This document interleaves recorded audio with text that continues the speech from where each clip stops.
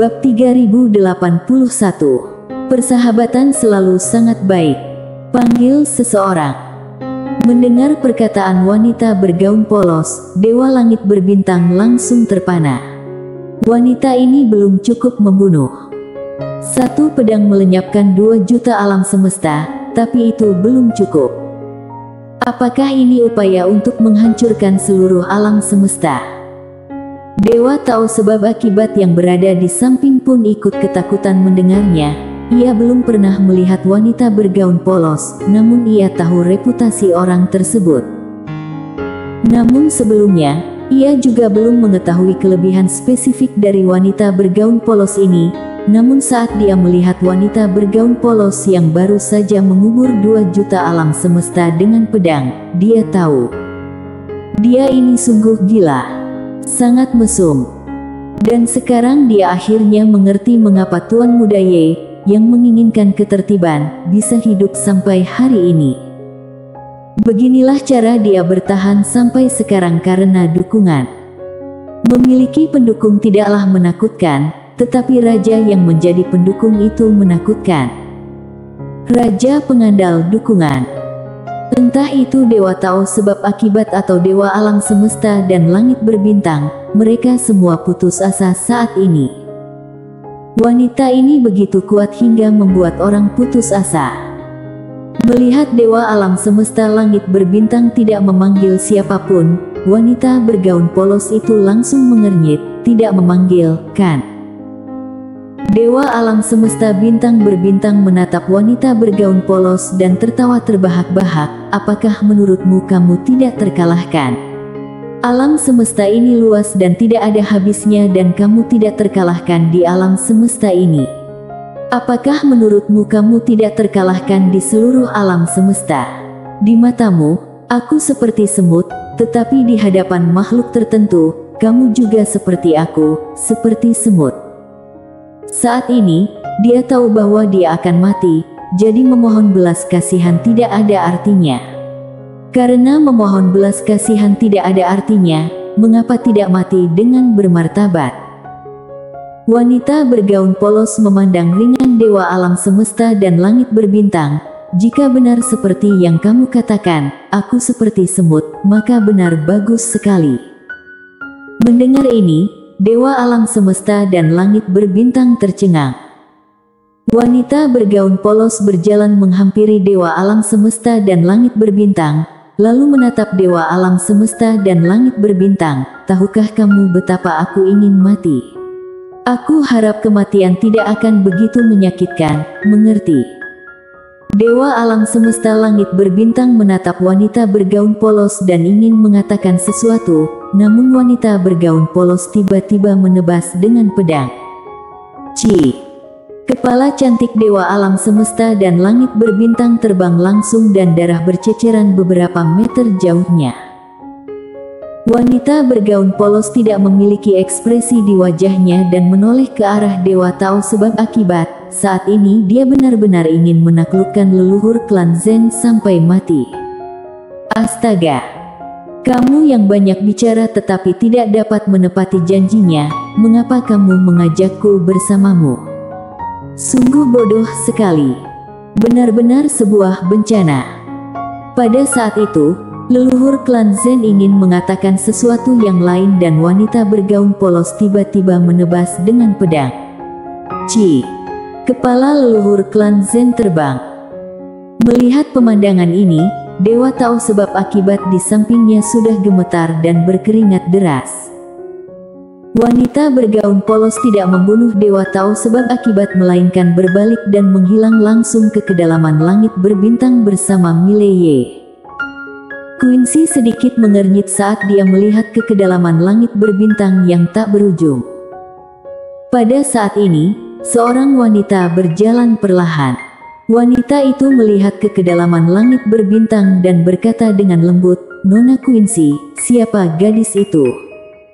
Orang yang datang tidak lain adalah Minah. Faktanya, dia sudah tiba.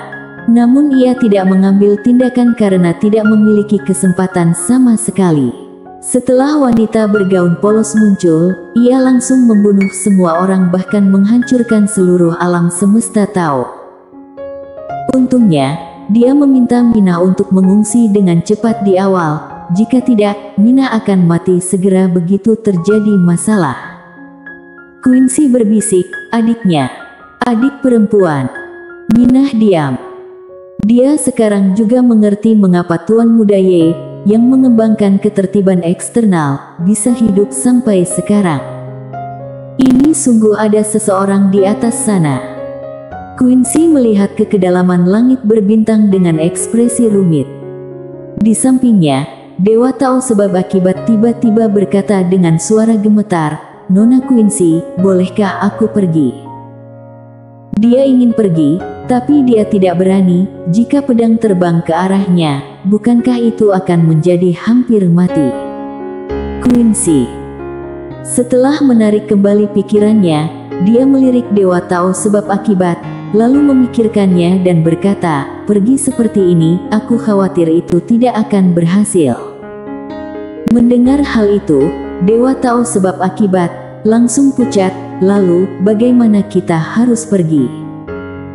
Quincy berkata dengan serius, "Mileye ini tidak suka yang lain, tapi hanya suka uang. Kamu harusnya mengerti maksudku, bukan?" "Uang?" Dewa Tao sebab akibat tertegun, lalu berkata, "Berapa biayanya?" Quincy tampak tenang, "Menurutmu berapa nilai hidupmu?" Mendengar hal tersebut, Dewa Tao sebab akibat tiba-tiba mengubah ekspresinya. Ia segera mengeluarkan cincin penyimpanan dan menyerahkannya kepada Quincy. "Nak, semuanya ada di sini." Quincy melirik ke arah cincin penyimpanan, lalu menyimpan cincin penyimpanan tersebut, dan mengangguk sedikit. "Apakah kamu sebab akibat Dewa Tao?" Sebab akibat Dewa Tao mengangguk cepat, "Ya." Quincy mengangguk sedikit, "Aku akan memberikan cincin penyimpanan ini kepada Mile. Kamu boleh pergi. Jangan khawatir, kamu tidak akan mati di jalan." Dewa Tao sebab akibat menyeka keringat dingin di keningnya, lalu dengan cepat berbalik dan menghilang ke kedalaman langit berbintang. Minah melirik cincin penyimpanan Quincy dan tampak terharu. Quincy tersenyum dan memasukkan cincin penyimpanan ke dalam tas kain kecil. Minah tiba-tiba berkata, "Tuan Muda Ye sangat baik kepada Nona Quincy." Quincy melirik Minah dan berkata sambil tersenyum, "Nona Minah, kamu adalah orang yang cerdas. Aku harus mengingatkan kamu bahwa kamu dapat memanfaatkan situasi ini, tetapi kamu tidak dapat berlebihan. Sekali kamu melangkah terlalu jauh, hidup kamu akan dalam bahaya. Ketahuilah, Mile biasanya enak diajak bicara, tetapi yang lain tidak." Setelah mengatakan itu, dia berbalik dan pergi. Setelah Minah terdiam beberapa saat, dia berkata, "Kamu tidak menunggunya?" Quincy melambaikan tangannya, "Tidak apa-apa, ini waktu paling aman baginya sekarang." Setelah mengatakan itu, dia menghilang di kejauhan. Nan Maner melihat sekeliling, dengan ekspresi rumit di wajahnya. Alam semesta ini akan hilang begitu saja. Dia awalnya berencana mencari tempat untuk membangun pijakan di alam semesta ini setelah Minah keluar, tapi sekarang tidak diperlukan sama sekali. Mata Minah perlahan tertutup. Tangan kanannya perlahan terentang, dan sekarang dia adalah alam pengetahuan dan itu masih level teratas dari alam pengetahuan dan di dunia ini. Sudah pasti eksistensi teratas, tentu saja ini idenya sebelumnya. Setelah seseorang mencapai ketinggian yang belum pernah terjadi sebelumnya, dia pasti akan berkembang. Ini adalah sifat manusia. Namun barusan, setelah melihat kekuatan mengerikan dari wanita bergaun polos, dia tiba-tiba menjadi sadar. Ternyata yang disebut tak terkalahkan bagiku masih seperti semut bagi orang lain. Orang selamanya tidak berpuas diri. Di mata sebagian orang, apa yang disebut puncakmu mungkin masih seperti semut. Setelah memikirkan hal ini, Minah tiba-tiba tersenyum dan semua emosi negatif di hatinya segera terhapus. Kenali dirimu dan berdamailah dengan dirimu sendiri. Bang! Aura Minah tiba-tiba melonjak. Minah sedikit mengangkat sudut mulutnya, melambaikan lengan bajunya, berbalik dan menghilang ke kedalaman langit berbintang. Di sisi lain, di tepi dunia Tao, seorang wanita memandang ke depannya, diam. Wanita ini tidak lain adalah Sora Taichu, ketua klan, dan di belakangnya ada sekelompok master top dari klan Taichu. Kali ini, klan Taichu keluar dengan seluruh elitnya. Namun, ketika mereka sampai di alam semesta ini, mereka menemukan bahwa seluruh alam semesta telah musnah secara langsung. Dia melihat pedang itu. Seluruh klan Taichu telah melihatnya. Satu orang dan satu pedang bisa menghancurkan seluruh alam semesta. Tak seorang pun di seluruh sekte Taoisme berani menghentikannya. Sora Taichu telah berdiri di sini selama setengah jam dan dia tidak mengucapkan sepatah kata pun selama setengah jam. Sebuah pukulan besar. Dia belum pernah dipukul sekeras ini. Di depan pedang itu, semua harga dirinya lenyap. Juga klan pertama. Sekarang klan pertama. Di depan pedang ini, apa maksudnya? Lebih buruk dari semut. Kebijaksanaanku sendiri dan strategiku yang sempurna, apa maksudnya di depan pedang ini? Tidak ada yang penting. Kebanggaan. Apa yang patut dibanggakan dari klan Taichu? Apa yang bisa dirinya banggakan sebagai ketua klan Taichu? Sora Taichu tiba-tiba terkekeh, aku hanyalah semut terbesar di antara semut-semut ini. Tidak. Saat dia mengatakan ini, dia menggelengkan kepalanya, di depan orang lain, aku bahkan bukan seekor semut. Bang! Suara Sora Taichu jatuh dan aura kuat tiba-tiba keluar dari tubuhnya. Melihat pemandangan ini, para master klan Taichu di lapangan semuanya tercengang. Saat ini, Sora Taichu tiba-tiba tersenyum dan berkata, ternyata yang menjebakku adalah hatiku sendiri. Selama bertahun-tahun, alasan kenapa belum ada terobosan dalam kultivasiku adalah karena hatiku sendiri. Setelah mengatakan itu, dia melambaikan lengan bajunya, berbalik dan pergi. Semuanya tetap di sini dan tunggu perintahku. Di lapangan, semua orang saling memandang. Di sisi lain, seorang wanita juga sedang melihat dunia Tao yang telah terhapus di hadapannya. Orang ini tidak lain adalah Titan, ketua sekte masa lalu. Titan melihat dunia Tao yang terhapus di kejauhan dan tidak berkata apa-apa untuk waktu yang lama. Kejutan yang diberikan pedang itu padanya tak tertandingi. Dia sekarang tahu mengapa pemilik pena kebenaran agung begitu toleran terhadap Mileye, raja pengandal dukungan. Juga memahami mengapa penguasa tiada batas begitu penakut menghadapi raja pengandal dukungan ini. Astaga! Pendukung ini sungguh menakutkan. Hancurkan alam semesta dengan satu pedang. Kekuatan ini sangat menakutkan. Yang paling menakutkan adalah dia bahkan menghancurkan sekte Taoisme. Dan sekarang, sekte Taoisme bahkan hanya diam saja. Maksudnya itu apa? Artinya sekte Taoisme sudah menyerah. Titan terlihat rumit. Sebelumnya, meskipun dia takut pada Mileye, dia tidak takut, tapi sekarang, dia takut. Sekte masa lalu tidak sesederhana yang dipikirkan dunia. Namun di hadapan raja pengandal dukungan ini, apakah sekte masa lalu benar-benar berpeluang menang?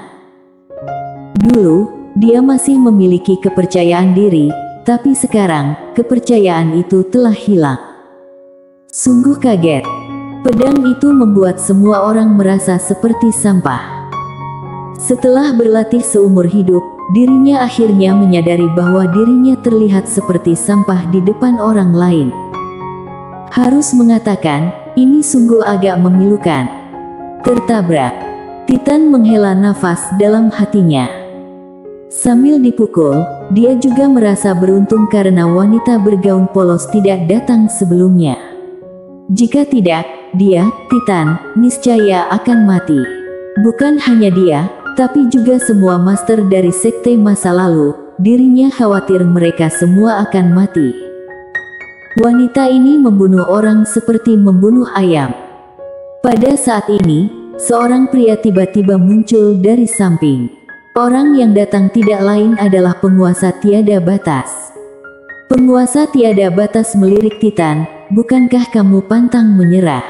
Mengapa kamu tidak mencari raja pengandal dukungan? Titan memandang penguasa tiada batas tanpa berkata apa-apa. Penguasa tiada batas mencibir, kamu masih menertawakanku karena semakin pengecut. Jika kamu tidak pengecut, kenapa kamu tidak menangkapnya? Titan terdiam. Penguasa tiada batas mencibir, kenapa kamu impoten sekarang? Titan berkata dengan tenang, penguasa tiada batas, jangan bicara omong kosong. Aku selalu memiliki hubungan yang baik dengan Tuan Muda Ye. Bagaimana aku bisa macam-macam dengannya? Jangan membuat masalah di sini. Penguasa tanpa batas bersambung.